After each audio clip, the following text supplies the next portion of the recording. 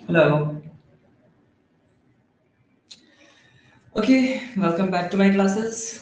आज का हम लोग का जो टॉपिक है वो है ब्रिस्ट्स। अभी वैसे शुरू करने का टाइम तो नहीं हुआ है।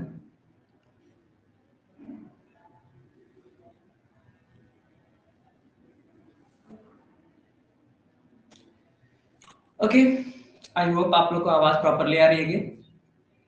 ठीक है, तो हम अपने टॉपिक्स पे आ जाते हैं कम्प्लीटली। हम लोग कल पढ़े थे मतलब एक्सटर्नल जेनेटिलिया के बारे में पढ़े थे, जिसमें हम लोग को 5 पढ़ना था। 5 में एक क्लाइटोरिस भी था। क्लाइटोरिस लास्ट में पढ़े थे।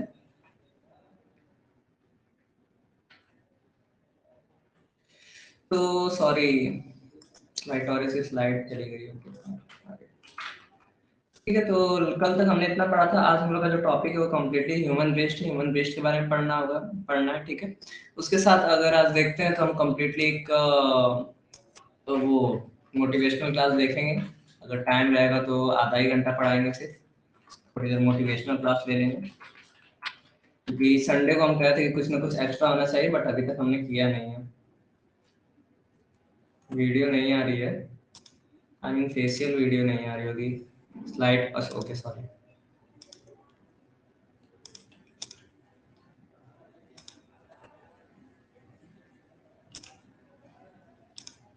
Now everything is fine according to me. ये कल की स्लाइड है एक्सटर्नल जेनेटिलिया के बारे में। कल हमने इतना कुछ पढ़ा था। आज संडे लग रहा है, सारे लोग छुट्टी मना रहे हैं। फाइन। वीडियो रिकॉर्ड हो रहा है, मैं तो वीडियो रिकॉर्ड करने से ज़्यादा मतलब इम्पोर्टेंस है, क्योंकि बाद में काम देता है। ठीक है, तो क्लास शुरू किया जाए। ठीक है, तो आज हम लोग का टॉपिक है ह्यूमन रेस। ठीक है, हम टॉपिक पे आ जाते हैं, दैट इज ह्यूमन रेस। तो ब्रिस्ट में कई पार्ट्स पढ़ने होते हैं। मेल और फीमेल दोनों में ब्रिस्ट पाए जाते हैं। मेल में एक्टिव नहीं होता है, फीमेल में एक्टिव रहता है। तो कई पार्ट्स होते हैं। एकदम स्टार्टिंग का जो ब्लॉटेड पार्ट रहता है उसे निप्पल कहते हैं। उसके बाद जो ब्लॉटेड पार्ट रहता है उसे एरियोला कहते हैं। उसके बाद भी ब्लॉटेड पार्ट रहता है तो उसको ब्रिस्ट बोला जाता है। तो उसमें उसके ये तो मतलब फिजिकल स्ट्रक्चर है उसका। ठीक है, और अगर देखा जाए तो उसके अंदर मतलब जो इंटरनल स्ट्रक्चर में भी कई पार्ट्स आते हैं। फॉर एग्जांपल एल्वियोली आएगा। एल्वियोली मींस कुपिका है। ठीक है, एल्वियोली के बाद लॉब्यूल्स आएगा, पिंडक। उसके बाद लोब्स आएगा, पिंड आएगा। और लोब्स के बाद फिर आएगा हमारा सेमिनिफेरा, सॉरी, लैक्टिफेरस साइनेसिस। ठीक है, और उसके बाद आएगा लैक्टिफेरस डक्ट्स। ठीक है, तो इतने पार्ट्स हमें पढ़ने होंगे। और देखा जाए तो आज इसका हम एक सेंसस भी लेके चले। मोटिवेशनल क्लास के पीछे थोड़ा सा रीजन रहा है कि आज हम सोचे थोड़ा टॉपिक चेंज कर दें। हालांकि ये कुछ देर पढ़ाएंगे। और वर्ल्ड वाइज रेशियो देखा जाए तो वर्ल्ड वाइड रेशियो में ये 2018 के सारे नए केसेस है, जिसमें सबसे ज्यादा केसेस को मतलब ब्रेस्ट कैंसर को इंपॉर्टेंस दी गई है, अर्थात स्तन में होने वाले कैंसर। बहुत हद तक अभी ये तो रेशियो हमने कंट्री मतलब देखा जाए तो इंडिया के बेसिस पे उठाया कि इंडिया ने जो सेंसस निकाला है उसके अकॉर्डिंग है। बाकी अगर अभी अदर कंट्रीज करेंगे तो उस अदर कंट्रीज के अकॉर्डिंग भी बहुत ज्यादा सेंसस रहता है। और अगर देखा जाए ये तो खैर कम ही दिखा रहा है। सबसे ज्यादा जो रेशियो है वो ब्रेस्ट कैंसर का अगर देखा जाए कहीं है तो ऑल ओवर अमेरिका में है। और सबसे ज्यादा ये कैंसर का मतलब सबसे ज्यादा किसी को कैंसर होता है तो अगर फीमेल्स में होता है ब्रेस्ट कैंसर होता है। ऑल एजेस हर उम्र में ज्यादातर ये मतलब 40+ माना माना जाता है। ठीक है, नॉर्मली होता है हर एज में। ठीक है, तो हम लोग का हेडिंग हो गया। अब हम लोग इस पे लिखते हुए चलते रहेंगे। आज इसी को देखेंगे। 30 मिनट आज इसी पे पूरा लेक्चर देंगे। उसके बाद लास्ट का 30 मिनट मतलब लास्ट के 30 मिनट में देखेंगे तो इसके हार्मोनल एक्सप्रेशंस का एक्सप्लेन कर देंगे। और कुछ चीजें जो रहेंगी मोटिवेशनल टाइप जो कि हमें मोटिवेट करे लाइफ में, वैसे कुछ चीजों को बता देंगे जो कि इन्हीं सब चीजों से रिलेटेड रहेंगी। ठीक है, तो शुरू करते हैं अपना टॉपिक का।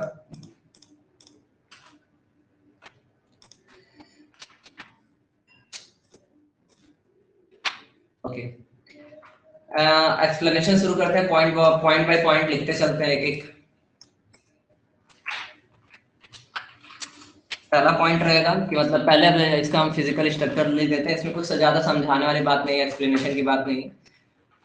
जाहिर सी बात है, एक व्यक्ति में दो वृष्ट पाए जाते हैं, चाहे मेल हो चाहे फीमेल। मेल में भी कंप्लीटली पाए जाते हैं बट वो एक्टिव नहीं होते हैं। स्ट्रक्चर सेम होते हैं बट सीधी सी बात है, मेल और फीमेल दोनों में ह्यूमन ब्रेस्ट पाया जाता है, बट एक्टिव नहीं रहते। ठीक है, तो टू डार्क ब्लॉटेड,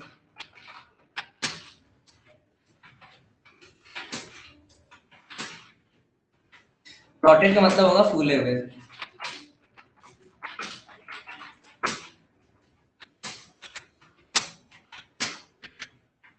ठीक है, दो ब्लॉटेड पार्ट अर्थात दो फूले हुए पार्ट ह्यूमन के चेस्ट में पाए जाते हैं, चाहे मेल हो चाहे फीमेल, उसी को निपल्स कहा जाता है। ठीक है, तो इसमें आई होप कोई डाउट नहीं होगा, इसमें कुछ समझाने वाली बात भी नहीं है। उसके बाद देखा जाए तो ब्लॉटेड पार्ट के चारों ओर का जो पार्ट होता है, ठीक है, उसको कहा जाता है, मतलब वो एरियोला पार्ट होता है, और देखा जाए तो एरियोला पार्ट की ही बहुत ज्यादा वैल्यू दी जाती है।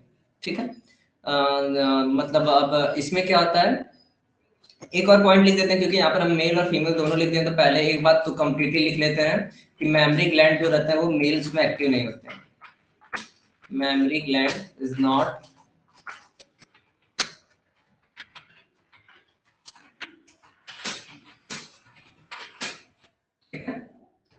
और वहीं अगर फीमेल्स की बात करेंगे तो मेमरी ग्लैंड इज एक्टिव।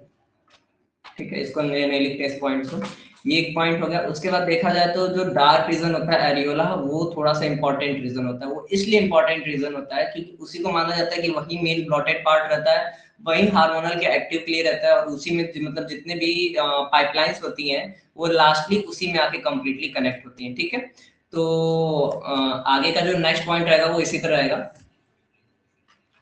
कि there is a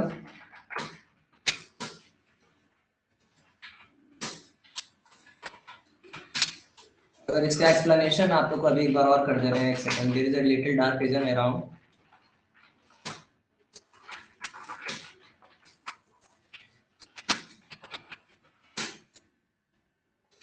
card areola. सारा पार्ट अगर एक्सप्लेन कर दें एक बार फिर से इजीली। ठीक है, तो आगे जो है एकदम आगे का उभरा हुआ पार्ट, उसको क्या नाम दिया हुआ है, निप्पल नाम दिया हुआ है। ठीक है, उसके साइड साइड का जितना पार्ट है जो ब्राउनिश पार्ट रहता है, ठीक है, डार्क ब्राउनिश होता है, उसे क्या नाम दिया हुआ है, एरियोला नाम दिया हुआ है। ठीक है,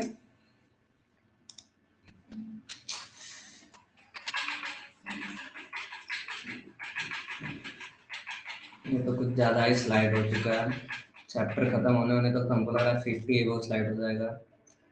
ठीक है, तो ये जो पार्ट है इसको हम निपल्स बोलेंगे, इसके साइड का जो पार्ट है इसको हम क्या बोलेंगे, एरियोला बोलेंगे। ठीक है, एरियोला पार्ट ब्राउनिश रीजन होता है, इसमें लैक्टिफेरस साइनेसिस दे रहते हैं, लैक्टिफेरस साइनेसिस बोल सकते हैं या फिर नॉर्मली लैक्टिफेरस डक्ट्स बोल सकते हैं, जो कि गए रहते हैं और कुछ आपस में मिल भी जाते हैं। इसमें जो मोस्ट इंपॉर्टेंट पार्ट है वो एल्वियोली है, जो कि एल्वियोली का फिगर इस फिगर में नहीं दिया हुआ है। ठीक है, एल्वियोली ही जो मेन रहता है वो मिल्क प्रोडक्शन का काम रहता है। एल्वियोली लोब में पाया जाता है, और लोब जो होते हैं वो लॉब्यूल्स में बटे होते हैं, और लॉब्यूल्स का भी इसमें लॉब्यूल दिया हुआ है लेकिन लोब्स नहीं दिया हुआ है। ठीक है, एक एक चीज एक्सप्लेन करते हुए चलेंगे। बाकी इसमें जो कंप्लीटली फैट भरे रहते हैं, फैट की वजह से इनमें ज्यादातर स्वेलिंग होती है, फैट के साथ लॉब्यूल्स पाए जाते हैं, लॉब्यूल भी स्वेलिंग करते हैं, स्वेलिंग का मतलब फुलाना। ठीक है, इसके फूलने के पीछे कई रीजन रहते हैं, और लिगामेंट के द्वारा ये देखा जाए तो एक मतलब इनके बीच में फाइब्रियस लिगामेंट्स पाए जाते हैं। लिगामेंट जो रहते हैं इनको कंप्लीटली एक तरह से कहा जाए तो इन सबको एक कॉम्प्लेक्स जटिल संरचना बनाते हैं। ठीक है, तो इस तरह धीरे धीरे एक एक पार्ट को समझते पड़ेंगे। ये जो हमने दो लाइन लिखा है उसमें निप्पल का जो पार्ट है वो तो क्लियर हो रहा है, एरियोला का जो पार्ट है वो तो क्लियर हो रहा है। ठीक है, अब उसके आगे का हम लिखते चलेंगे।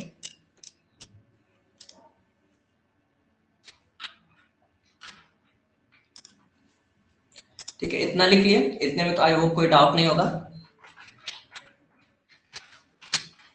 अच्छा, अब इतना तो हो गया। ठीक है, अब एरियोला के आर पार मतलब एरियोला के आप चारों तरफ देखा जाए तो अराउंड एरियोला,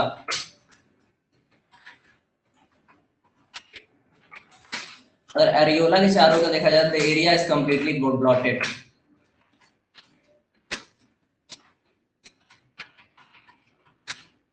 और ये ब्लॉटेड होने के पीछे रीजन होता है इनके अंदर मतलब जो इनके अंदर फैट्स हैं, तो इसमें अगर फैट्स कंप्लीटली देखा जाए, अगर वो कंप्लीटली वर्क करेंगे, वर्क करने का मतलब ये है कि जो फैट होते हैं इनके अंदर जो वसाएं भरी रहती हैं अगर वो सक्रिय होती हैं, और उसके साथ जो मेमोरी ग्लैंड्स होती हैं वो प्रॉपरली सक्रिय होती है हार्मोनल प्रभाव से, तो उस पे होगा। और साइंस में अभी तक देखा जाए तो बहुत लूज चल रहा है। फॉर एग्जांपल अगर हम इसका एग्जांपल लेते हैं तो हमारे वेद पुराणों में एक बात कही गई है।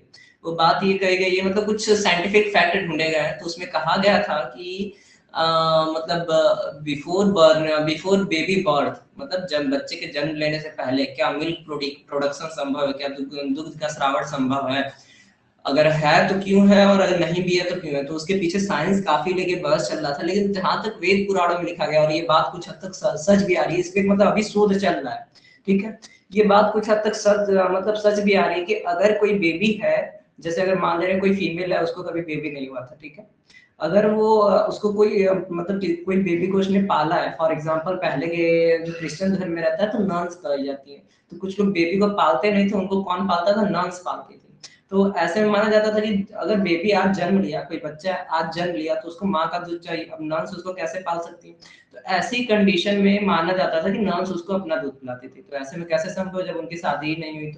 तो ऐसे में वेद पुराणों में या फिर कुछ हमारे प्राचीन ग्रंथों में लिखा हुआ था कि अगर बेबी बर्थ नहीं होता है, बट अगर बेबी बार बार ब्रेस्ट के एरिया को सक करता है, यानी जो एरियोला पार्ट है उसको बार बार अगर वो उससे दुग्ध पान करने की कोशिश करता है, तो ऐसे में अनमैरिड फीमेल में भी मिल्क का प्रोडक्शन हो सकता है, और इसको बहुत हद तक सच माना गया, लेकिन अभी भी इस पे कंप्लीटली सोच चल रही है। वेद पुराणों में लिखा हुआ है, तो आज तक जो भी हमारे धर्म ग्रंथों में लिखा हुआ है उसमें कुछ भी गलत तो नहीं मिला है। और उस पे उसी चीज को लेकर आज हम मोटिवेशनल लेक्चर भी देने वाले हैं, क्योंकि उस पे कई चीजें जो कई बातें लिखी हुई हैं, उन्हीं सब चीजों पे आज हमारा डिस्कशन चलेगा। और साइंस अभी इन सारी चीजों को ढूंढा नहीं, जबकि वेद पुराण हमारे इन सारी चीजों को लगभग ढूंढ चुके हैं, ठीक है। तो हम लगभग ढूंढ के आ चुके हैं, हमारे धर्म ग्रंथों में ये सारी चीजें एक्सप्लेन्ड है, साइंस अभी इन सब चीजों पे काम कर रहा है, तो हम दोनों को ये साथ में लेके चलते हैं। तो उसमें ऐसी बात थी तो हम बता दिए, बाकी अब जो भी होगा साइंस जो भी अपना डिस्कवरी करेगी उस पर तो हम बाद में चर्चा करेंगे, ठीक है। तो आगे चलते हैं। The area is completely blotted, जो मतलब अब जो निप्पल था वो तो सबसे उभरा हुआ एरिया, उसके बाद जो एरियोला है वो भी एक उभरा हुआ पार्ट है, ठीक है। अब उसके बाद भी पूरा कंप्लीट देखा जाए तो कंप्लीट ब्रेस्ट जो होता है वो ब्लॉटेड होता है, कंप्लीट ब्रेस्ट यानी जो कंप्लीट स्तन होता है वो भी पूरा उभरा हुआ रहता है। तो उसके पीछे रीजन क्या होता है कि उसमें ड्यू टू, मतलब अगर उसके पीछे रीजन लिखते हैं तो लिख दे रहे हैं ड्यू टू द एनफ मतलब पर्याप्त, अमाउंट मतलब मात्रा, ऑफ MUSCLES मतलब पेशियों की पर्याप्त मात्रा, और उसके साथ क्या रहते हैं, वसा जमे रहते हैं, ठीक है। फिगर में कंप्लीटली दिया हुआ है कि मतलब वसा और पेशी दोनों पाए जा रहे हैं, ठीक है। अभी इन सब पे भी देखा जाए तो इन सब पे भी कई बातें हैं जो कि हमारे मतलब डिस्कशन में चल रही है, अभी तक क्लियर नहीं है। वेद पुराणों में अलग बताया हुआ है, इसमें अलग बताया हुआ है, तो इन सब चीजों पे भी हम डिस्कशन करते हुए चलेंगे, लेकिन अभी इन्हीं सब पे लेते हैं, ठीक है। और मतलब एरिया इज कम्प्लीटली ब्लॉटेड, जो एरिया है जो ब्रेस्ट है वो कम्प्लीटली ब्लॉटेड रहता है, फूला रहता है। तो उसके पीछे रीजन क्या होता है, ड्यू टू एनफ अमाउंट मतलब पर्याप्त मात्रा में क्या पाया जाता है, पेशी और वसा जमी रहती है, ठीक है। और पेशी और वसाओं को सक्रिय करने के लिए, वहां पर जमाने के लिए कम्प्लीटली कौन उत्तरदायी रहता है, हार्मोन्स उत्तरदायी रहते हैं, और हार्मोनल लेवल उत्तरदायी रहता है, ठीक है। तो इतना हो गया। उसके बाद आगे पढ़ा जाए थोड़ा सा। अब देखा जाए तो अब हम कंप्लीट इंटरनल स्ट्रक्चर पढ़ेंगे। ये जो हमने पढ़ा ये तो आउटर स्ट्रक्चर हो गया कि नहीं, बाहर से दो निपल्स होते हैं, दोनों ब्लॉटेड होते हैं, उभरे हुए रहते हैं, मेल और फीमेल दोनों में पाए जाते हैं, फीमेल में एक्टिव रहते हैं, मेल में एक्टिव नहीं होते हैं। मेमरी ग्लैंड फीमेल में एक्टिव नहीं होती है, तो मतलब मेल में एक्टिव नहीं होते हैं। और वहां पर डार्क रीजन होता है अराउंड निपल मतलब जो उभरा हुआ पार्ट होता है उसके चारों ओर थोड़ा सा डार्क रीजन होता है, उसे एरियोला पार्ट कहते हैं, ठीक है। और एरियोला के भी चारों ओर का पार्ट कंप्लीटली खुला रहता है। उसके पीछे रीजन क्या होता है, enough amount of muscles and fat, यानी वसाओं का और उसके साथ पेशियों का बहुत ज्यादा मतलब क्या होता है कि जमाव होता है, उसकी वजह से ये फूले रहते हैं। और देखा जाए तो उसी की वजह से आज मतलब जो रेशियो हम दिखा रहे हैं, हालांकि हम इसको 100% सही चार्ट नहीं बोलेंगे क्योंकि ये 2018 का है। अगर 2015 से 2022 तक का चार्ट लेंगे तो सबसे ज्यादा जो पेशेंट पाए गए हैं कैंसर के, उसमें फीमेल्स पाई गई हैं अर्थात मादाएं पाई गई हैं, वो भी सबसे ज्यादा किससे पीड़ित है, ब्रेस्ट कैंसर से पीड़ित है। ये सिर्फ 1 साल का है, ठीक है। और बाकी सारे कैंसर तो बाद में रहते हैं, लेकिन सबसे ज्यादा अदर कैंसर में ये ऐसा नाम दिया है, इसको हम 100% सही नहीं मानेंगे क्योंकि अभी हमने जैसे नेट पे कई सेंसस पढ़े थे तो उसमें अलग अलग चार्ट दिखा रहे थे। और जहां तक हम जानते हैं और हम पढ़ते आ रहे हैं 2016 में due to UV rays America में सबसे ज्यादा फैला था। और उसके पीछे ड्रेसिंग स्टाइल बहुत ज्यादा मैटर करती है कि जो आजकल के जो ड्रेसिंग स्टाइल है जिसमें जो कपड़ों का ढंग यूज किया जाता है उसकी वजह से भी इन पे बहुत ज्यादा इफेक्ट पड़ता है, ठीक है, अब नेक्स्ट पॉइंट लेते हैं। अभी ये यहाँ से हमारा मतलब इतना जो था ये हमारा मॉर्फोलॉजी था, अर्थात मॉर्फोलॉजी मतलब बाह्य आकारिकी था, बाह्य संरचनाओं के बारे में अभी तक पढ़ रहे थे। अब जो पढ़ेंगे वो हमारा इंटरनल स्ट्रक्चर होगा, यानी आंतरिक आकारिकी होगा। ठीक है, अब अगर अंदर चला जाए, इन ईच ब्रेस्ट, प्रत्येक स्तन में, द टिश्यू, अब जो इसमें उत्तक होते हैं, अब इसको समझ लीजिए कि ये एक तरह से कई शाखाएं चलेंगी। शाखाओं का मतलब हम कैसे आपको समझाएं कि अगर हम मान लेते हैं,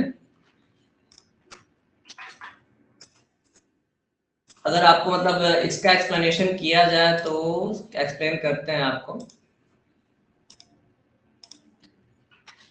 ठीक है, तो अगर इसका एक्सप्लेनेशन कर रहे हैं हम, तो हम मान लेते हैं कि हमारे पास क्या है कि एक ये मेन मतलब एक ये मेन पार्ट हो गया। ठीक है, ये जो पार्ट है आगे का निपल्स रीजन। ठीक है, अब इससे क्या जुड़े हुए, लैक्टिफेरस साइनसेस जुड़े हुए हैं। ठीक है, लैक्टिफेरस साइनसेस जुड़े हुए हैं। अब ये किस में जा रहे हैं, ये 15 से 20 लोब्स में बटे हैं। ठीक है, 15 से 20 इसमें क्या पाए जा रहे हैं, लोब्स पाए जा रहे हैं, अर्थात पिंडक पाए जा रहे हैं। फिर अब इन पिंडकों के अंदर 15 से 20 क्या पाए जाते हैं, पिंडिकाएं पाई जाती है, डॉट डॉट डॉट डॉट। ठीक है, और इन पिंडिकाओं में यानी एक पिंडिका में खूब ढेर सारे एरियोला पाए जाते हैं, छोटे छोटे। तो अब इसमें इतने चरण आ जाते हैं, आगे का एरिया निपल्स, उसके साइड का एरिया साइनेसिस, लैक्टिफेरस साइनेसिस या फिर लैक्टिफेरस डक्ट, उसके बाद लोब्स आएंगे, उसके बाद लोब्यूल्स आएंगे, और उसके बाद एरियोला आएंगे। तो इतने लेयर होते हैं, और माना जाता है कि ये जो पार्ट है कंप्लीटली अंगूर के गुच्छे की बात ही कार्य करता है। ठीक है, तो ये तो एक नॉर्मल सा लेक्चर हो गया समझने के लिए। अब उन सभी पार्ट्स को लिखते चलेंगे तो हम लोग को समझ में आता रहेगा कि नहीं मतलब क्या क्या पढ़ना है। ठीक है, वापस आ जाते हैं अपने टॉपिक पे।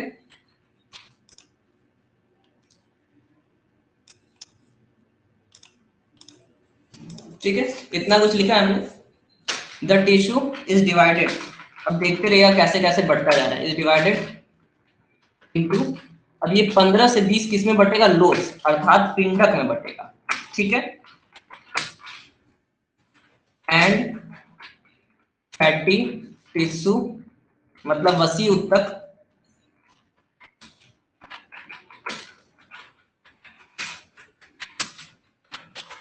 ठीक है, ये एक पॉइंट हो गया। फिगर के अकॉर्डिंग ये पॉइंट दिखा रहा है, मतलब इस पॉइंट का मतलब दिखा दे तो ये हमारा इस पॉइंट का मतलब हो गया कि यहाँ पर क्या भरा हुआ है, ये कंप्लीटली जो पार्ट है इनको क्या कहा गया, लोब कहा गया है। और ठीक है, और लोब मतलब लोब, लोब में ये छोटे छोटे क्या भरे हुए हैं, यहाँ पर आपको क्या दिख रहा है, लिखा हुआ फैट दिख रहा है। ठीक है, और लोब जो है ब्लैंक स्पेस है। तो ये 15 से 20 लोब में बटे, और लोब के बीच भी मतलब लोब की जगह जगह बीच बीच में क्या पाया जा रहा है, फैट पाया जा रहा है। ठीक है, तो अगर इसको अगर हम स्लाइड शो से समझाएं, ठीक है, तो अगर हमको दिख रहा है तो ये जो पूरा ब्लैंक पार्ट है, यहां से लेके पूरा जो कंप्लीट ब्लैंक पार्ट है, ठीक है, मतलब ये जो एक हम बॉल बना दे रहे हैं, तो इस बॉल के अंदर कंप्लीटली क्या भरा हुआ है, फैट भरा हुआ है।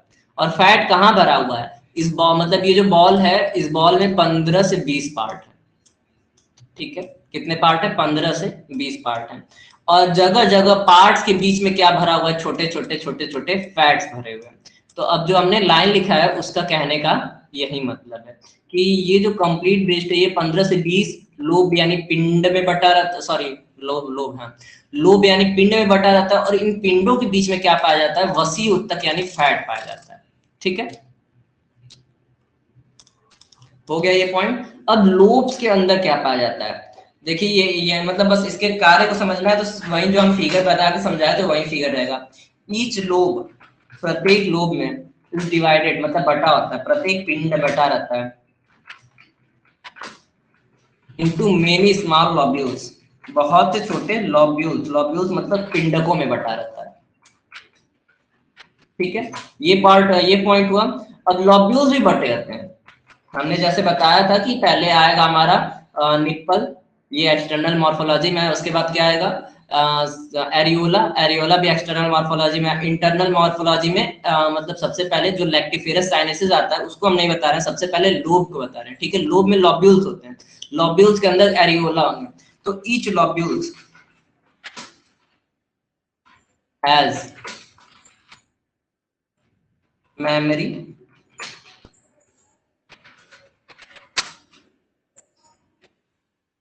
सारे लॉब्यूल्स मतलब जितने भी पिंडक होते हैं उनमें क्या पाए जाते हैं, दुग्ध ग्रंथियां, मेमरी ग्लैंड्स पाए जाते हैं, like a bunch of grapes, ठीक अंगूर के गुच्छों की भांति। ठीक है, उन्हें हम क्या कहते हैं, एल्वियोली कहते हैं।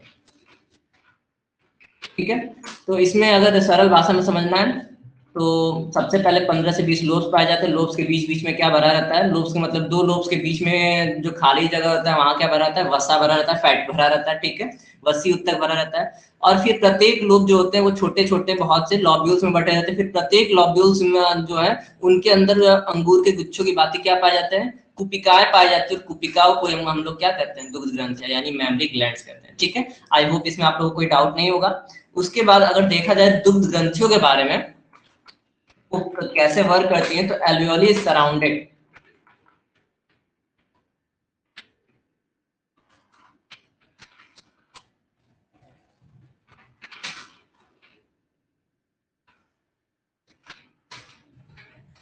फाइब्रियस मसल से, यानी तंतु रूपी पेशियों से ये क्या रहते हैं, घिरे रहते हैं। ठीक है,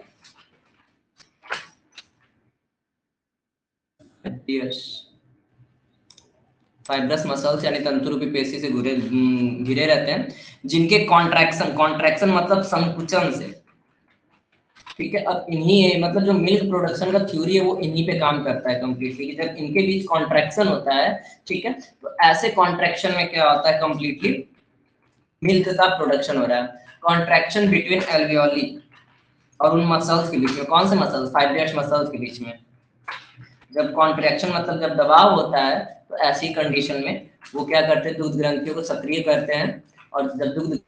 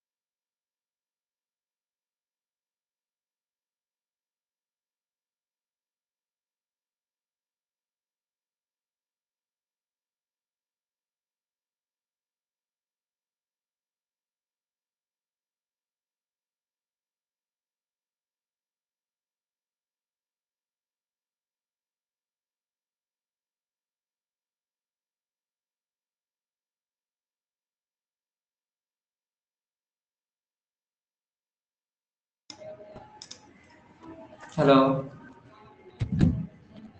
थोड़ा सा प्रॉब्लम हो गई थी। ठीक है, अब नहीं प्रॉब्लम है कोई। ठीक है, तो हम वापस अपने टॉपिक पे आ जाते हैं। हमें लगा ही था, इसीलिए अपने स्क्रीन में लगा के रखते हैं। मेरे पे भी वॉइस सेम कंडीशन। ठीक है जी, वीडियो वॉइस रुका हुआ था, थोड़ा सा नेट एरर, नेट एरर नहीं हुआ था, ये पीसी डिस्कनेक्ट हो गया था। ठीक है, तो अब देखा जाए तो अब हमें सेक्रेशन का पढ़ना है। ठीक है, कि मिल्क जो मतलब बनना तो समझ में आ गया कि इतना जो प्रोसेस होता है, इतने जो भाग में बटे रहते हैं तो वहां पर प्रोडक्शन कैसे होता है, इतना हमें समझ में आ गया कि हमारा मॉर्फोलॉजी मतलब बाहर बाह्य आकार की होता है।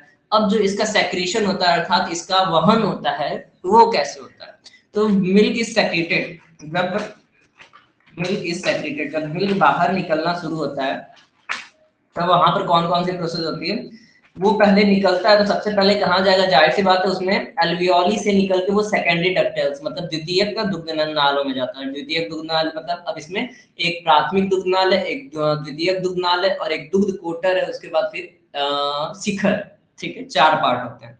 और अगर चारों पार्ट को समझा जाए तो वो चारों पार्ट कैसे बटे रहते हैं कि जो द्वितीयक दुग्धनाल है वो एल्वियोली यानी कुपिकाओं से जुड़ा रहता है, और कुपिकाएं कहाँ है? लॉब्यूल्स में। तो एक लॉब्यूल से हो गया, एक लोब से हो गया, एक लैक्टिफेरस जो साइनेसिस है ये होता है एरियोला से, और एक आता है हेड यानी शिखर पे। तो जैसे इनको चार स्तरों में बांटा गया है, जैसे ये चारों स्तर को दिखा दे, तो सबसे पहले हमारा आ रहा है एल्वियोली। तो एल्वियोली से ये निकलेगा सेकेंडरी डक्टल्स द्वारा, ठीक है, सेकेंडरी मतलब द्वितीयक नलिकाओं द्वारा।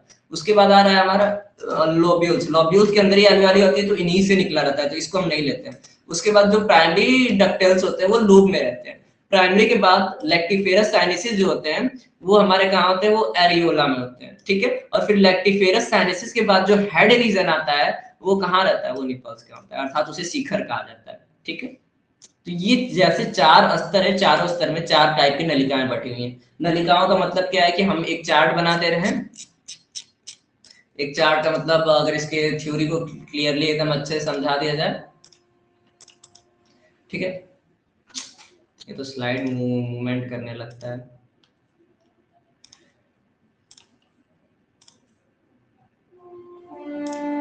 अगर इनके थ्योरी को समझाया जाए तो ये हमारा सबसे ऊपर का शिखर पार्ट हो गया, ठीक है। शिखर पार्ट से क्या आएगा? लैक्टिफेरस साइनेसिस आएगा, ठीक है। और लैक्टिफेरस साइनेसिस के बाद ये किस में बढ़ जाएंगे? प्राइमरी डक्टाइल्स में बढ़ जाएंगे, प्राथमिक नलिका, ठीक है। अब जब प्राथमिक नलिकाओं में बटेंगे तो फिर यहाँ से सेकेंडरी डक्टाइल्स शुरू होंगे, जो कि एल्वियोली से जाके शुरू रहेंगी, ठीक है। तो इसका सिंपल सा यही दो थ्योरी होता है, इसको क्लियरली हम फिगर से नहीं बना पा रहे हैं। अगर मतलब बोर्ड रहता तो उस पर थोड़ा कुछ चीजें अच्छे से समझाई जा सकती है, लेकिन इसमें हम क्लियरली नहीं समझा पा रहे हैं, ठीक है। बोर्ड पे भी पढ़ाएंगे, मेंडल का नियम कम्प्लीटली बोर्ड पे पढ़ाना है, क्योंकि उसमें पूरा का पूरा थ्योरी और थ्योरी ऐसे कंप्लीट हो नहीं पाएगा। मेंडल का नियम के लिए बोर्ड ही यूज करना पड़ेगा। फिर आप लोग की थोड़ी बहुत कंप्लेन रहेगी कि साफ नहीं दिख रहा है। इसमें ये रहता है कि आप लोग का कम से कम कंप्लेन नहीं रहता है कि साफ दिख रहा है कि नहीं, ठीक है। अब इसमें कई स्तर आते हैं। टाइम कितना हुआ? 8:27, ठीक है। बस वही लेवल लिख लेते हैं, इसको खत्म कर देते हैं। इसको खत्म होने के बाद कैंसर के बारे में और कुछ देखेंगे, जो भी कैंसर पे जितनी स्पीच रहेगी वो थोड़ा बहुत जिक्र कर लेंगे। उसके बाद जो टॉपिक बचा रहेगा, नेक्स्ट जो बचा रहेगा वो हमारा रहेगा गैमेटोजेनेसिस। गैमेटोजेनेसिस में स्पर्मेटोजेनेसिस पढ़ना है, oogenesis पढ़ना है विद चार्ट। उसके बाद फिर धीरे धीरे रिप्रोडक्शन फर्टिलाइजेशन की कंप्लीट प्रोसेस पढ़नी होगी, ठीक है। व्हेन मिल्क इज सेक्रेटेड, जब मिल्क का सेक्रेशन होता है तब इट फ्लोज, सबसे पहले वो बहता है, कहाँ बहता है? इन सम स्मॉल, कुछ छोटे, सेकेंडरी मतलब द्वितीय, डक्टल्स मतलब नलिकाओं में, पीयूसीटी, ठीक है।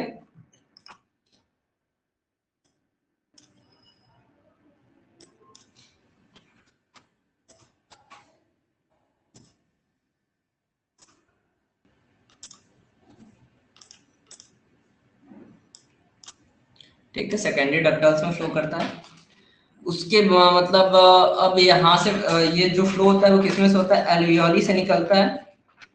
और किससे होता हुआ जाता है? थ्रू लोब्स, थ्रू लॉब्यूल्स बोलेंगे, पिंडकों से होता हुआ, ठीक है। ये पहली नलिका हो गई इसकी। उसके बाद जो दूसरी नलिका आती है वहां पर क्या होता है? मतलब अब जो सेकेंडरी, मतलब इसमें जो मेन पॉइंट हमारा क्या है? सेकेंडरी डक्टल्स है, ठीक है, डक्टल्स।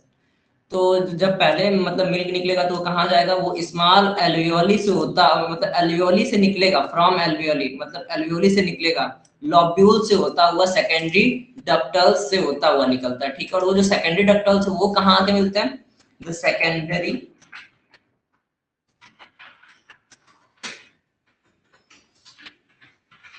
डक्टल्स ट्यूब्यूल्स, जो द्वितीयक दुग्धनाल की नलिकाएं होती हैं, आफ्टर गैदरिंग मतलब सब इकट्ठा एक जगह होने के बाद, और मेमोरी डक्ट और of lobes, form memory ducts. अगर मार्कर वाला सिस्टम रहता तो थोड़ा सा इस टॉपिक को उससे अच्छा से बताया जा सकता था, ठीक है। सर फिगर क्लियर नहीं हो रहा है कि ये थ्योरी जो है वो कैसे काम करती है। अगर वो रहता तो थोड़ा सा बेटर रहता उसमें, ठीक है। जो सेकेंडरी जो द्वितीयक नलिकाएं होती हैं वो एक जगह इकट्ठा होकर लोब की एक मुख्य नलिका पे जाती है, ठीक है। अब देख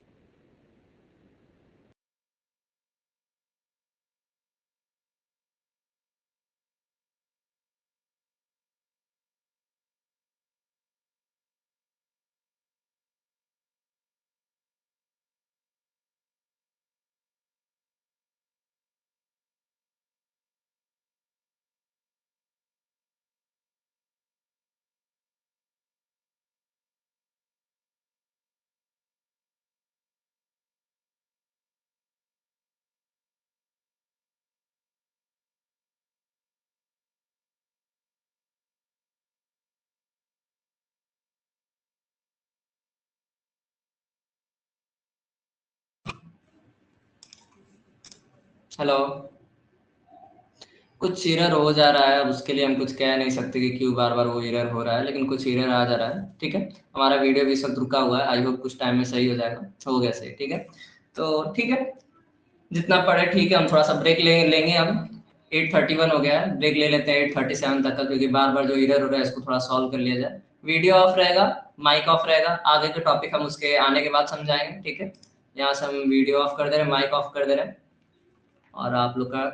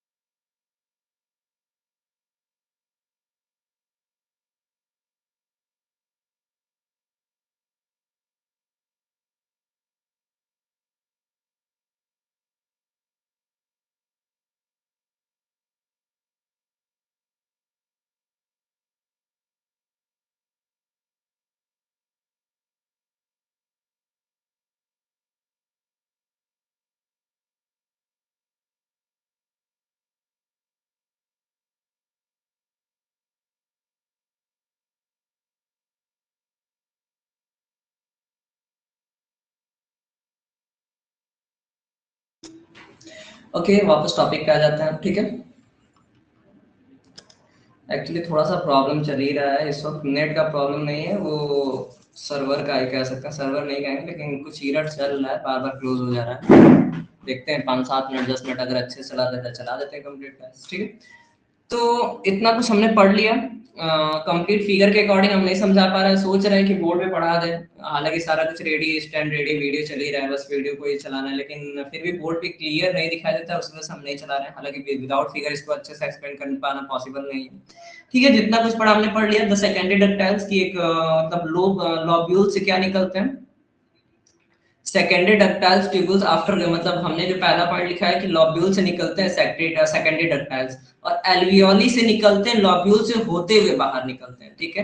अकॉर्डिंग टू फिगर भी हमने वो सारी चीजें देखी थी कि इसमें क्या है हमारे, ये सारे मतलब लोब के अंदर क्या पाए जा रहे हैं, लॉब्यूल्स हो रहे हैं, और ये सेकेंडरी ट्यूबुल है जो द्वितीयक नलिकाएं हैं वो कहाँ से निकल रहे हैं, लोब के अंदर से निकल रहे हैं। लोब के अंदर क्या पाया जाता है, लॉब्यूल्स, तो लॉब्यूल से होते हुए निकल रहे हैं, और लॉब्यूल से होते हुए कहाँ से निकल रहे हैं, एल्वियोली से निकल रहे हैं, लॉब्यूल से होते हुए वो लोब में आ रहे हैं, और फिर लोब से वो निकलेंगे प्राइमरी डक्टाइल द्वारा बाहर, ठीक है।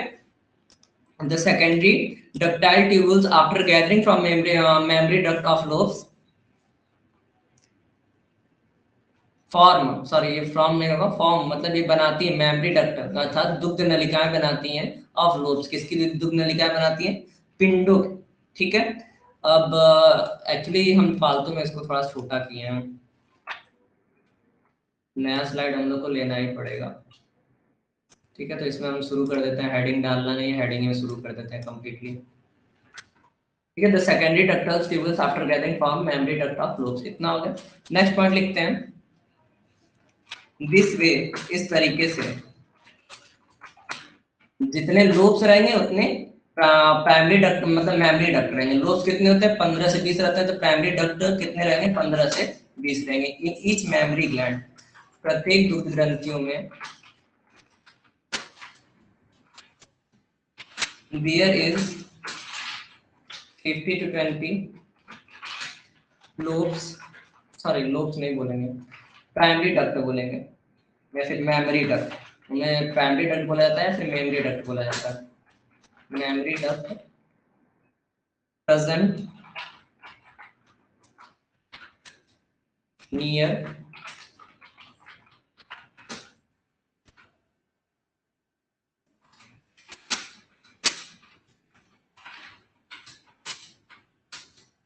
फूले हुए ये निपल्स के चारों तरफ प्रेजेंट रहते हैं, ये नलिकाएं, ठीक है।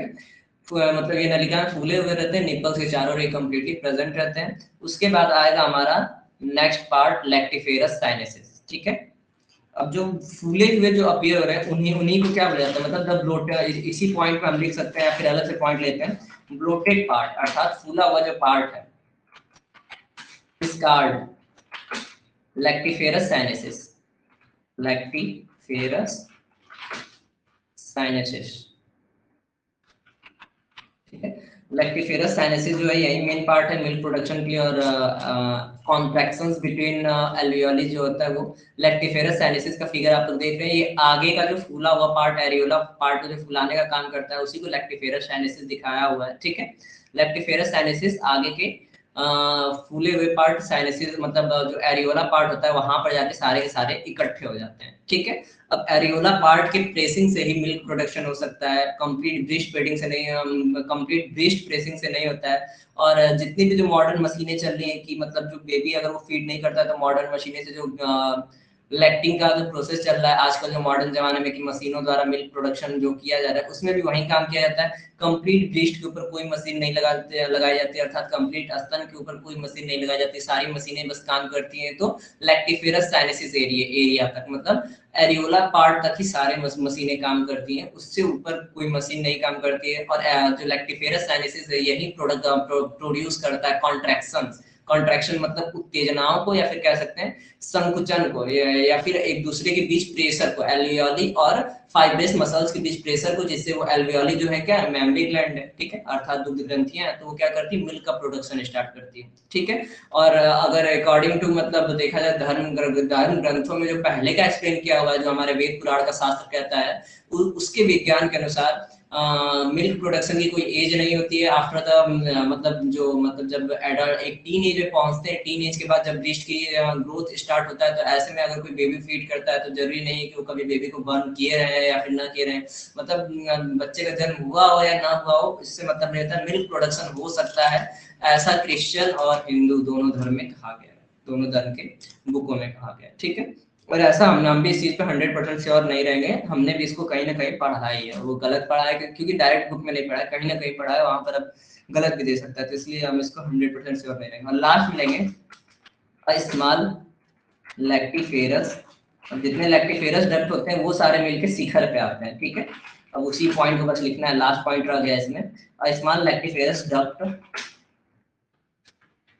कम फ्रॉम each lactiferous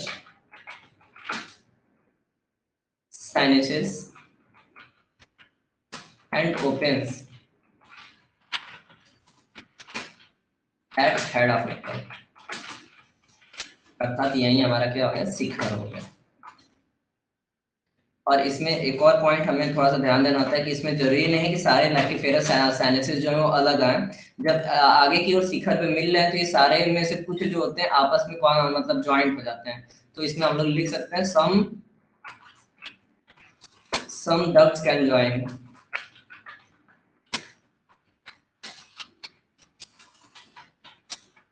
ठीक है। यहाँ पर हमारा कंप्लीट जो मतलब ह्यूमन ब्रेस्ट होता है वो खत्म होता है, इसमें अब और कोई थ्योरी नहीं है, थ्योरी के बाद अब जो कुछ बचा रह गया वो कंप्लीट लेक्चर बचा रह गया, ठीक है। लेक्चर में देखा जाए तो हमारा एक टॉपिक आता है जो कि साइड बुक में एनसीईआरटी में ये भी नहीं दिया रहता है, जो ब्रेस्ट कैंसर के जो केसेस होते हैं उसके बारे में नहीं दिया रहता है, ये साइड बुक में कंप्लीटली दिया हुआ है, ठीक है। इसका एक्सप्लेनेशन साइड बुक में, तो हम साइड बुक के कुछ पॉइंट्स बता रहे हैं कि इस दुनिया में देखा जाए तो 2016 से 2022 और 23 तक में सबसे ज्यादा कोई कैंसर फैला है तो वो स्तन कैंसर फैला है, ब्रेस्ट कैंसर फैला है, बहुत ज्यादा मात्रा में इसका फैलाव हुआ है। उसके पीछे कई ढेर सारे रीजन है। सबसे पहला जो रीजन माना जाता है वो माना जाता है ड्रेसिंग स्टाइल का, कि जो मॉडर्न ड्रेसिंग स्टाइल में जितने भी टाइप्स के ब्रा यूज किए जाते हैं उनकी वजह से जो मतलब इनके जैसे इनकी जो पेशियां हैं, इनके पेशियों में क्या होना होता है, ग्रोथ होना होता है, फैटी टिश्यू जो होता है आपस में मल्टीप्लिकेशन करता है, फैटी टिश्यू के बाद जो मतलब लोब्स होते हैं, लॉब्यूल्स होते हैं, उनका ग्रोथ हो रहा होता है, उनके अंदर एल्वियोली का ग्रोथ हो रहा होता है। तो ऐसे में जो भी ड्रेसिंग स्टाइल होती है वो उनके ग्रोथ को क्या करता है, कंप्लीटली बाइंड करता है, रोकता है। अब जब सेल्स का मल्टीप्लिकेशन हो रहा है, ऐसे में वो सेल्स के मल्टीप्लिकेशन को रोकेगा, तो अब जैसे हम कह रहे हैं कोशिकाओं को मल्टीप्लाई करना है, गुणन करना है, एक कोशिका से दो कोशिका बनेगी, दो कोशिका से चार कोशिका बनेगी, चार से आठ बनेगी, तभी ये किसको देंगी, वसीय उत्तक का निर्माण करेंगी। जब ऐसे डिवीजन होगा ही नहीं, ऐसे डिवीजन को कंप्लीटली अब किसी को मतलब हम कह रहे हैं कि रूम में हमें कुछ भरना है और रूम में जगह है ही नहीं, या फिर रूम पहले से ही बाहर की तरफ प्रेशर दे रहा है कि नहीं आप कुछ और नहीं भर सकते, तो ऐसे में वो चीजें जो रहेंगी वो टूटने फूटने लगेंगी। सेम चीज होता है कोशिकाओं के साथ, कि अब कोशिकाओं को क्या करना है, मल्टीप्लाई करके बढ़ना है, ठीक है। कोशिकाओं को क्या करना है, आपस में मल्टीप्लाई करके बढ़ना है। तो ऐसे में लोग क्या करते हैं, उस पर दबाव डालने लगते हैं, फिर उनको ग्रोथ करने से रोकते हैं। और ऐसा तो है नहीं कि मतलब 2 मिनट 5 मिनट रुका है, कंप्लीट 24 है या फिर 18 आवर 19 आवर ऐसे कंप्लीट कॉन्ट्रैक्शन रहता है, लगातार दबाव उन पे पड़ा रहता है, प्रेशर रहता है। तो ऐसे कंडीशन में सेल्स जो होती है वो टूटने फूटने लगती हैं, और टूटने फूटने में कोई एक ऐसी स्थिति आती है जैसे जिस स्थिति में क्या करते हैं, डिवीजन अपना जरूरत से ज्यादा का करते हैं। सेकेंड रीजन, अगर बेबी जब फीड करते हैं, बेबी फीडिंग करते हैं, तो जो कुछ बड़े बेबी हो जाते हैं, for example after the 1 year और 1 2 ईयर, जब 1 2 साल के बाद जब बेबी ज्यादा बढ़ जाते हैं तो ऐसे में उनका दांत बार बार लगने लगता है। और जब बार बार दांत लगता है एक ही जगह पर, तो एक ही जगह पे बार बार कट हो रहा है, बार बार ठीक हो रहा है, तो जैसा कि हमने कैंसर की थ्योरी में, अगर आप लोगों ने कैंसर के बारे में पढ़ा है तो कैंसर की थ्योरी में पढ़ा होगा, कैंसर की थ्योरी में इन क्लियर वर्ड्स बताया गया है क्या, कि अगर एक ही जगह पे बार बार कट हो रहा है, बार बार वो जगह ठीक हो रही है, बार बार कट हो रहा है, बार बार ठीक हो रही है, तो ऐसी कंडीशन में कैंसर कैन ऑकर, ठीक है। तो दूसरा रीजन कैंसर का ये है। तीसरा रीजन क्या होता है कि ये सीजनल में, जैसे स्किन जो होती है रेगुलर पार्ट, तो सीजन जब चेंज होता है तो इनमें क्या होता है, तनाव उत्पन्न होता है। जैसे हमारे ओठ फटते हैं, हमारे लिप्स होते हैं वो फटने लगते हैं, एड़ियां फटने लगती है जब मौसम चेंज होता है, हवाएं सूखती हैं, तो सेम एज एकदम सेम कंडीशन इसमें भी होता है। इसमें भी क्या होता है कि जब मौसम चेंज होता है तो इनका जो एरियोला पार्ट होता है, उनकी जो चमड़ियां रहती हैं वो फटने लगती है, टूटने लगती है। तो लोगों को एक इचिंग होता है, इचिंग मतलब खुजली टाइप का होता है, और बार बार अगर उस पे हाथ लगाना, उसको खुजलाना या फिर उसकी स्किन को बार बार फाड़ना, तो ऐसे में उनके बीच भी क्या होने लगता है, उनके बीच भी वो मतलब बार बार सेल्स डिवाइड होने लगती हैं। तो कुल मिला के यहाँ पर सेल्स डिवीजन को अगर किसी तरह हानि पहुंचती है या फिर सेल्स को किसी तरह हानि पहुंचती है, वो किसी फिजिकल रीजन से हो गया या फिर किसी सीजनल रीजन से हो गया, तो ऐसे में कैंसर यहाँ पर उत्पन्न होता है। ठीक है, तो यही रीजन है, इसी मतलब जो लेक्चर है इसका वो यही लेक्चर है कंप्लीट। इस पे क्या है कि जो जो भी लैक्टिफेरस साइनसेस हैं, उनको जब ग्रोथ करना होता है, एल्वियोली को ग्रोथ करना होता है, फैट टिश्यू को ग्रोथ करना होता है, या फिर बार बार इचिंग होता है, बार बार बेबी एक ही जगह पे कट करता है, तो ऐसी कंडीशन में इनके अंदर कैंसर होने के चांसेस बहुत ज्यादा बढ़ जाते हैं। हालांकि कैंसर जो देखा गया है वो एजुअल देखा गया है। एजुअल का मतलब क्या है कि 20 में बिल्कुल नहीं देखा गया, 20 में 10 केसेस 5 केसेस मिलते हैं, एट द एज ऑफ 30 ये केसेस बढ़ के 25-30 हो जाते हैं, एट द एज ऑफ 40 ये केसेस जो रहते हैं और बढ़ जाते हैं, और जैसे जैसे 80 तक एज में लगभग ये केसेस की संख्या पहुंच जाती है 2 लाख। और अगर देखा जाए इस वक्त अगर 6 सालों का रेशियो उठाया जाए तो ये करोड़ में पहुंच चुके हैं लगभग। अब तक जो ब्रेस्ट कैंसर के पेशेंट है वो करोड़ों पार है, एक मतलब 10 लाख 20 लाख 50 लाख पेशेंट नहीं, वो करोड़ों की पार में है। और सबसे ज्यादा जो संख्या इनका सेंसस माना जाता है कि किस देश में सबसे ज्यादा फैला है, तो वो है अमेरिका। और अमेरिका में यही नहीं, अमेरिका में रीजन है, अमेरिका में यही नहीं, अमेरिका में सबसे ज्यादा स्किन कैंसर यानी त्वचा कैंसर भी फैला हुआ है। उसके पीछे रीजन है कि अमेरिका जो इतना ग्रोथ किया हुआ देश है उसमें इंडस्ट्रियलाइजेशन की प्रोसेस बहुत ज्यादा है। और जब इंडस्ट्रियलाइजेशन की प्रोसेस बहुत ज्यादा है तो ऐसी कंडीशन में क्या होता है कि जब मतलब जो ओजन लेयर है वहां का डिप्लीट हो चुका है, तो ऐसे में जो यूवी रेज जब डायरेक्टली किसी भी ऑर्गन में पड़ेगी, चाहे वो हमारा हैंड वगैरह, अगर हाथ कटा हुआ है, ओजन की किरणें पड़ रही हैं, तो ऐसी कंडीशन में वहां सेल्स का जरूरत से ज्यादा मल्टीप्लिकेशन होगा, और ऐसी कंडीशन में क्या होगा कि वहां पर कैंसर के कारण बनते हैं। ठीक है, बाकी जो ड्रेसिंग स्टाइल है, ड्रेसिंग स्टाइल इसके पीछे रीजन है, और जो बेबी फीडिंग का मेथड है कि बेबी बार बार कट करता है, बार बार वो ठीक होता है, बार बार कट करता है, तो वो भी एक रीजन है। और उसके साथ ड्रेसिंग स्टाइल बेबी कट के साथ ये जो मौसम मौसम में बदलाव आता है तो हमारे ओठ फटते हैं, हमारे एड़ी फटते हैं, ठीक उसी तरह इनके एरियोला पार्ट में भी इनके एरियोला पार्ट में भी बार बार जो स्किन रहती है फटती रहती है। तो ऐसे में बहुत लोग को इचिंग होती है, बार बार इरिटेशन होता है, बार बार उसको मतलब इरिटेशन से बार बार उस पर खुजली करना, यानी बार बार वहां से सेल्स को डिवाइड करना, मल्टीप्लिकेशन करना, तो ऐसे कंडीशन में बार बार टूटना बनना, मतलब कोशिकाओं के टूटने बनने में ही ज्यादातर इन सब में कैंसर होते हैं। ठीक है, ये कंप्लीट इसका लेक्चर हो गया, और इतने में हमारा मतलब ह्यूमन ब्रेस्ट जो है कंप्लीटली खत्म हो गया। आज हम जैसे जो दूसरा टॉपिक है वो हमारा है गैमेटोजेनेसिस। हालांकि गैमेटोजेनेसिस आज हम कंप्लीटली शुरू कर सकते हैं, चार्ट प्रिपेयर है, बट गैमेटोजेनेसिस ना शुरू करके इन सब टॉपिक से पहले एक मतलब कुछ जो इनके पीछे थ्योरीज रहते हैं उनका एक्सप्लेनेशन कर लेते हैं। ठीक है, तो कंप्लीटली बस अब हमें लेक्चर ही सुनाना है। ये जितने भी चीजें वो कंप्लीट हो चुकी है, बस लेक्चर जितना बचा हुआ है। तो कई चीजें मतलब देखा जाए तो साइंस कभी कंप्लीट नहीं है, साइंस खुद में कभी कंप्लीट स्टडी कम करता है नहीं, साइंस को जितना आगे बढ़ाया जाता है उतना आगे जाता जाता है। तो कई जगह कई तरह की बातें चलती रहती हैं इन सब चीजों को लेकर, उनकी मतलब जैसे जो भी सेक्सुअल फीलिंग्स होती हैं या फिर जितने भी ग्रोथ होते हैं, मैच्योरनेस होती है, इन सब की ये सारी होती क्यों है, बॉडी के अंदर प्रोड्यूस क्यों होती है, इनका होना सही है, इनका होना गलत है, कितना सही कितना गलत है। तो भाई इस पे संदीप महेश्वरी अपने लेवल से लेक्चर दिए हैं, और जो हमारे वेद पुराण है वो अपने हिसाब से कह रहे हैं, जो साइकोलॉजी है वो अपने हिसाब से कह रही है, बायोलॉजी अपने हिसाब से कह रही है, तो सबके कुछ ना कुछ तथ्य है। ठीक है, तो इस तथ्य को जब तक हमने पढ़ा नहीं था या फिर जब तक हमारा अधूरा ज्ञान है, तब तक जो हमने सुना हमने उसी को मानते चले गए। ठीक है, बट देखा जाए तो इसके जो मतलब जो ह्यूमन माइंड का बिहेवियर होता है, जो माइंड के जितने भी बिहेवियर होते हैं उनके अफेक्ट को समझा जाए कि उनके उनके ऊपर क्या प्रभाव पड़ते हैं। ठीक है, तो उनके प्रभाव को जब हम डेली बाय डेली दिन ब दिन पढ़ते जाएंगे तो उसमें हमें बहुत कुछ देखने को मिलता है। और उसमें क्या क्या देखने को मिलेगा कि जो भी छोटी छोटी चीजें हैं, मतलब जो भी हमारे माइंड में आती हैं, चाहे जो भी हमारे बॉडी में चेंजेस होते हैं, that takes a part of our brain. ठीक है, मोटा हमने कहा था कि लास्ट में अगर टाइम बचेगा तो नेक्स्ट टॉपिक शुरू करना तो है ही, अगर नेक्स्ट टॉपिक हम नहीं शुरू कर रहे हैं क्योंकि टाइम कम बचा है, तो इसलिए थोड़ा सा मतलब लेक्चर दे रहे हैं मोटिवेशनल टाइप का, इसलिए हम लेक्चर दे रहे हैं। ठीक है, तो जितना भी हमारे अंदर है, अब चाहे हमारा छोटा सा घर का थोड़ा सा टेंशन हो गया, चाहे हमारे फिजिकल कोई चेंजेस हो गए, चाहे मेंटल चेंजेस हो गए, चाहे स्कूल के कोई चेंजेस हो गए, तो ये जितने चेंजेस हैं डे बाय डे, इनके अंदर क्या होता है, कुछ ना कुछ ये हमारे माइंड का कुछ ना कुछ पार्ट लेते हैं। ठीक है, हमारे माइंड का कुछ ना कुछ पार्ट लेते हैं का क्या मतलब है कि ये हमारे माइंड को थोड़ा खपत करते हैं। और जब मतलब ये जो फीलिंग्स होती हैं या फिर ये जो भी हार्मोनल प्रोडक्शन होता है, चाहे वो पीरियड्स के हार्मोन्स हो गए या एस्ट्रोजन प्रोजेस्टेरोन या एफएसएच एलएच हो गए, चाहे वो मेल्स के हार्मोन्स हो गए, चाहे वो नॉर्मल हंसने रोने या फिर कोई किसी भी चीज के हार्मोन्स हो गए, दैट अफेक्ट आवर माइंड। हालांकि मतलब जो आज की साइंस है या फिर जो आज का साइकोलॉजी है वो ये कहता है कि ये जो हार्मोन्स है ये हमारे लाइफ का पार्ट है, हमें इनके साथ जीना है। ठीक है। तो इस बात को संदीप महेश्वरी ने भी अपने लेक्चर में कहा था कि हमें इसको लाइफ के साथ चलना है, चाहे वो सेक्सुअल हार्मोन्स हो, चाहे वो डेली लाइफ के हार्मोन्स हो, चाहे वो जो भी हो। तो हमने वहीं तक पढ़ा था तो हम उन्हीं की बातों को मान रहे थे, लेकिन जब आगे पढ़े तो आगे हमें लग रहा है कि नहीं, कुछ हद तक जो हमारे वेद पुराण का है वो भी गलत नहीं है। अब उसके कहने का मतलब क्या है कि हमारे वेद पुराण में साफ साफ कहा गया है, क्या कहा गया है कि 25 की उम्र तक जैसे अगर पढ़ा जाए तो 25 की उम्र तक ब्रह्मचार्य रहना चाहिए। ब्रह्मचार का कुछ अलग मतलब होता है, ठीक। और बाकी जितने इसमें जो थॉट्स दिए रहते हैं सबका अलग अलग मतलब होता है, ठीक है। तो इसके कहने का मतलब ये है कि जो भी उनमें एक्सप्लेन किया गया है वो गलत नहीं एक्सप्लेन किया गया है, बल्कि हमारा साइंस वहां तक नहीं पहुंचा है। हमारा साइंस वहां तक नहीं पहुंचाएगा, क्या मतलब है कि जी हाँ, ये सारी चीजें देखा जाए तो लाइफ का एक पार्ट लेती है, इन सारी चीजों को नहीं लेना चाहिए। क्योंकि अगर हम सोच रहे हैं कि ये नहीं हमारे लाइफ का पार्ट, हमें इनके साथ ही चलना है, तो ऐसी कंडीशन में क्या होता है कि हम उनको एक लाइफ का पार्ट मान रहे हैं, तो उनपे हमारा ब्रेन वेस्ट हो रहा है। ठीक है। अब अब जैसे हम कह रहे हैं कि घर, अब इसका एक सिंपल सा हम एग्जांपल लेते हैं, जैसे हम कह रहे हैं कि घर में कुछ हो गया, हमारे घर में कुछ होने का मतलब लड़ाई हो गई। लड़ाई हो गई या फिर जो भी कुछ हुआ हमारे घर में, कोई केस हो गया ऐसा कुछ लड़ाई झगड़ा या फिर मारपीट या फिर हमारे घर परिवार में खानदान में हो गया।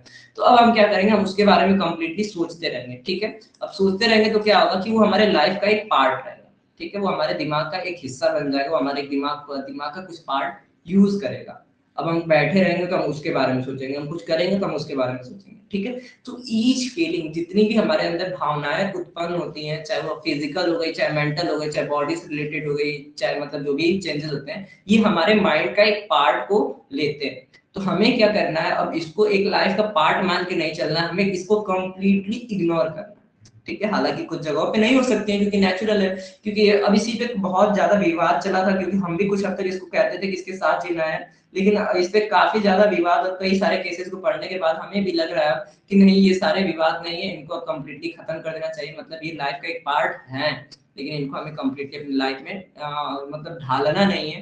क्यों? क्योंकि इसके आदि तो लोग होते ही हैं। पहली बात ये एडिक्टिव होता है, जाहिर सी बात है। जो सेक्सुअल फीलिंग्स होती हैं या फिर जो नॉर्मली हार्मोनल फीलिंग्स होती हैं एडिक्टिव होती हैं। एडिक्टिव का मतलब क्या है कि लोगों के ब्रेन पे इसका अफेक्ट पड़ता है, कंप्लीटली पड़ता है, थोड़ा बहुत नहीं पड़ता है। चाहे पीरियड्स के हार्मोन्स हो गए, चाहे नॉर्मली जो भी हार्मोनल लेवल हो गए, जो भी हमारे अंदर फीलिंग्स प्रोड्यूस हुई साइकोलॉजी और बायोलॉजी के अकॉर्डिंग देखा जाए, तो हमारे माइंड का कुछ पार्ट तो लेंगे ही लेंगे, जाहिर सी बात है, इसमें कोई दो राय नहीं है। ठीक है। अब हम उनको कितना वैल्यू दे रहे हैं। कुछ लोग होते हैं उसी को लेकर टेंशनाइज रहते हैं, 4-5 दिन तक पूरा टेंशन टेंशन लिए रहेंगे। कुछ लोग के लाइफ में बहुत ज्यादा ही उस चीज को लेकर टेंशन हो जाता है, हमेशा उन्हीं सब चीजों के बारे में सोचते रहेंगे कि हमारे लाइफ में, हमारे बॉडी में ऐसे चेंजेस हैं, हम थोड़ा सबसे अलग हैं क्या, हमारे साथ ऐसा क्यों हो रहा है, फिर हम ऐसे डिप्रेस्ड क्यों हैं, हम ही को घर वाले लोग क्यों डांटते हैं, या फिर हम घर का एक ऐसा पार्ट है, या फिर हम लाइफ का एक ऐसा पार्ट है, हमको जबरदस्ती लाया गया है, या फिर ये जो भी। तो जितनी भी हम ये एक स्पेसिफिक फीलिंग को लेके नहीं बता रहे हैं, हम एक मतलब सर्टेन फीलिंग को लेके नहीं बता रहे हैं कि नहीं है कि हमारी सर्टेन फीलिंग, हम लाइफ के हर एक पार्ट को ले रहे हैं। ठीक है। तो जो भी लाइफ के हमारे पार्ट हैं, जो भी फीलिंग्स होती हैं वो में बाइंड रहती हैं, हम उन्हीं में बंधे रहते हैं। ठीक है। तो इसीलिए कहा गया है, गौतम बुद्ध का उठा ले लेक्चर,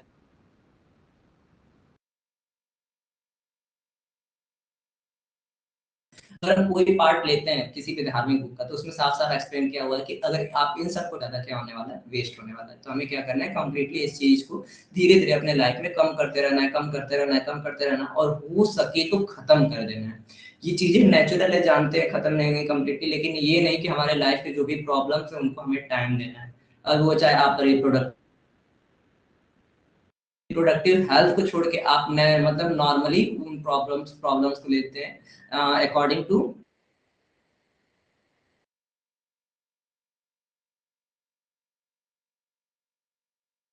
फ्रेंड्स लोग के बीच होती है, जो के बीच होती है, जो दो दोस्तों लोग के बीच होती है, चाहे जितनी भी प्रॉब्लम्स हैं या फिर जितनी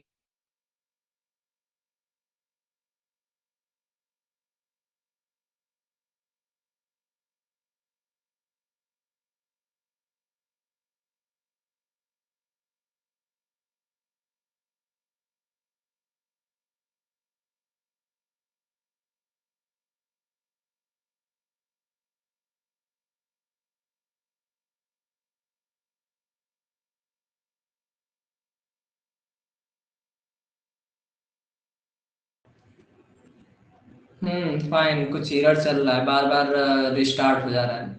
लैपटॉप में तो प्रॉब्लम नहीं, लैपटॉप कंप्लीट एम्प्टी है, लेकिन कुछ प्रॉब्लम हो रही है बार बार, I don't know why restart हो जा रहा है। ठीक है, तो जितना कुछ एक्सप्लेन किया इसका मतलब कंप्लीट एक्सप्लेनेशन बातों घुमाने फिराने का मतलब नहीं है। हम लोग पढ़ रहे हैं एक sexual topic, that is our hormonal topic, जो कि हमारे अंदर का बिहेवियर चेंजेस को कंट्रोल करता है, हमारे माइंड को भी कंट्रोल करता है। कुछ लोग इस चीज को लेके ज्यादा, जैसे मतलब हम कह रहे हैं कुछ लड़के कुछ लड़कियां जो इस चीज को लेके काफी हाइपर हो जाते हैं, हाइपर मतलब इन्हीं सब चीजों के बारे में सोचते रहते हैं, या फिर कुछ लोग इनको मजाक में लेते हैं, या फिर देखा जाए तो और जो टीचर्स होते हैं और जो स्कूल के टीचर्स होते हैं या फिर कई किसी कम्युनिटी के टीचर्स होते हैं, वो इन सब चीजों पे बात नहीं कर पाते हैं कम्प्लीटली।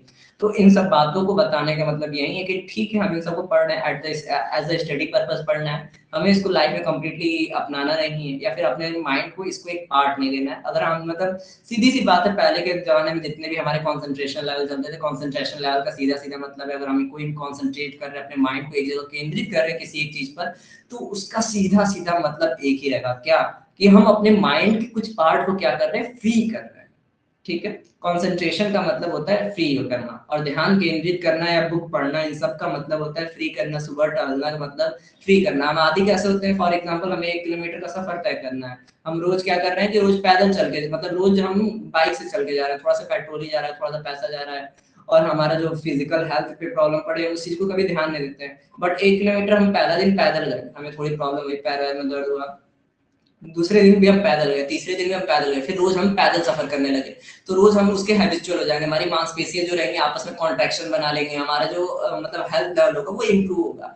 तो ठीक है, आराम की जो जिंदगी होती है वो थोड़ी सी हमें अपने तरफ मतलब अट्रैक्ट करती है। तो ये जो हमारी आदतें होती हैं, जो इस टॉपिक को लेके हो गया चाहे किसी भी टॉपिक को लेके, जो हमारा माइंड होता है वो उन सब चीजों की तरफ सोचने में काफी ज्यादा अट्रैक्ट होता है, काफी ज्यादा उन चीजों को ढालता है अपने अंदर। ठीक है, तो हम हमारा बस यही मेन मोटिव बताने का कि जितने भी चीजें, चाहे वो सेक्सुअल टॉपिक्स हुआ, चाहे वो सेक्सुअल पर्सन हुआ, चाहे वो रिलेटिव पर्सन हुआ, चाहे वो हार्मोनल कोई फीलिंग होगी, किसी से कोई लगाव हो गया, चाहे फैमिली के कोई झगड़े हो गए, अगर आपको इन सबसे कम्प्लीटली अपने माइंड को हटाना है, आपको अपने माइंड को टाइम देना है, आपको पढ़ना है, अपने आप को कंसंट्रेशन बनाना है, अपने आप को आपके मतलब आजकल के लोगों के लोग बोलते हैं हाइट नहीं बढ़ती, चेहरे पे तेज नहीं होता है, चेहरे पे वो खुशी नहीं दिखाई देती है जो पहले टाइप में पहले के जमाने में होती है, तो उसके पीछे ये सारे रीजंस ही हैं। जो हमारा खान पान होता है, हमारे माइंड का, क्योंकि बुद्धि बहुत तेज हो रही है आज के जमाने में, सीधी सी बात है, बुद्धि तेज हो रही है, चेहरे पे तेज नहीं दिख रहा, फिजिकली कमजोर होते जा रहे हैं, माइंड का बहुत ज्यादा यूज हो रहा है, बट रॉन्ग वे में यूज हो रहा है। रॉन्ग वे में मतलब क्या, कि घर के जो बात है, घर के जो मैटर्स होते हैं, फीलिंग्स होती है, और जो लोग मतलब जो काफी ज्यादा माइंड के तेज होते हैं, उनके पीछे रीजन भी यही होता है कि वो लोग क्या करते हैं, या तो आपको टाइम देना है तो आप टाइम दीजिए, रीडिंग पे दीजिए, फैमिली को मत दीजिए। इसलिए साधु संन्यास लोग को कहा जाता है कि वो लोग फैमिली को कंप्लीटली त्याग दें, तभी उनका माइंड कॉन्सेंट्रेट हो पाएगा। तो हम ये नहीं कहेंगे कि आप रूरल एरिया में रह के फैमिली को त्याग दीजिए, फैमिली को त्यागने के लिए तो कभी नहीं कहेंगे, बट आप फैमिली के जो मैटर्स होते हैं, हाँ झगड़ा हुआ ठीक है चलो छोड़ो, वो एक पार्ट हो गया। तो जितने भी मतलब जितने भी प्रॉब्लम्स आते हैं, आपको उनको कॉन्सेंट्रेट, उसको टाइम नहीं देना है, टाइम देके आपको पढ़ाई पे टाइम देना है, कि आप बुक रीडिंग करें, आपका माइंड जितना बुक में वेस्ट होगा उतना ज्यादा अच्छा रहेगा, आपके माइंड का लेवल बढ़ेगा। ठीक है, अगर आप लड़ाई झगड़े में टाइम वेस्ट करेंगे तो जाहिर सी बात है आपका उन सब मैटर्स में दिमाग बढ़ेगा, बट वो वेस्ट मैटर, वो वेस्ट रहेगा, उसको पढ़ाने का कोई उतना खास मतलब नहीं रहेगा। ठीक है, तो ये सारे कुछ पॉइंट्स हैं एक्सप्लेन करने के पीछे, मतलब हम तो इसको जैसा एक्सप्लेन करना था वैसा एक्सप्लेन किए, लेकिन आप इसको ऐसे भी ले सकते हैं, that is called our sexual behaviour. आप इसको सेक्सुअल बिहेवियर के अकॉर्डिंग भी ले सकते हैं। हम जो चैप्टर पढ़ रहे हैं उसमें भी इन सब चीजों के बारे में एक्सप्लेन किया रहता है, हालांकि साइड बुक में एक्सप्लेन किया रहता है, एनसीईआरटी में एक्सप्लेन नहीं किया रहता है, but that is important. Time नहीं था तो हम मतलब 10 मिनट में नेक्स्ट टॉपिक गैमेटोजेनेसिस पढ़ा नहीं सकते, तो हमने सोचा था कि ये चीजें जो कुछ इंपॉर्टेंट है ये हमको बता देना चाहिए। ठीक है, तो इसलिए हम इन सब टॉपिक्स को लिए, आई होप आप लोग को ये सारे टॉपिक्स समझ में आए होंगे। इस पे हम और लेक्चर दे सकते हैं, और टाइम दे सकते हैं, 1 घंटे का पूरा लेक्चर लेते हैं। इससे पहले हमने जहाँ भी कभी स्कूल में या फिर कहीं भी अगर इन सब टॉपिक्स पे लेक्चर लिया था तो 1 घंटे से ऊपर का ही लेक्चर लिया था। अगर आप लोग को इस पे और थोड़ा सा इंटरेस्ट होगा, आप लोग को सोचना है नहीं हमें और माइंड के बारे में पढ़ना है, और इन सब चीजों के बारे में पढ़ना है कि नहीं हमारे अंदर ये सारे चेंजेस क्यों होते हैं, तो आप लोग कहिएगा, नेक्स्ट संडे को हम इसी पे लेक्चर दे देंगे। हाँ, कुछ चीजें आप लोग की पेंडिंग में रखें, बोर्ड पे पढ़ाना है तो मेंटल का नियम, या फिर जहाँ जरूरत से ज्यादा आवश्यकता पड़ेगी, लगेगा कि नहीं हम स्क्रीन से नहीं पढ़ा सकते, वहां हम बोर्ड का यूज करेंगे, बोर्ड से भी पढ़ाया जाएगा। दूसरा चीज आप लोग का एक प्रैक्टिकल हम छोड़ रखे हैं, तो प्रैक्टिकल सोच तो रहे हैं परफॉर्म करना है, लेकिन उसको हम मतलब ब्रेक लगा रखे हैं, देखेंगे किसी दिन पानी वानी गर्म करके भाई चीनी का घोल बना के पॉलन ग्रेन के स्ट्रक्चर को पढ़ने की कोशिश करेंगे और पॉलन ट्यूब्स को दिखाने की कोशिश करेंगे। एक वो छूटा हुआ है, और जो भी आप लोग टॉपिक्स छूटे हुए हैं, ऐसा नहीं है कि आप किसी टॉपिक्स को कह दें कि हम बाद में बताएंगे तो नहीं बताएंगे, सारे टॉपिक्स को बताएंगे, आज नहीं तो कल, कल नहीं तो परसों, लेकिन चैप्टर कंप्लीट होने तक या फिर जो भी रहेगा, जब भी हम उन सारे वीडियोस को अपलोड करेंगे। ठीक है, तो इसी के साथ टाइम हो चुका है। आई होप आप लोग को जितना मतलब बातें काफी घुमा फिरा के बताया, लेकिन जितना बताया हमने वो आपको वो चीजें समझ में आई होंगी। आई होप समझ में आई तो काफी अच्छी बात है। इसी के साथ हम क्लास को कम्प्लीटली ओवर करते हैं। That's all, thank you, bye bye.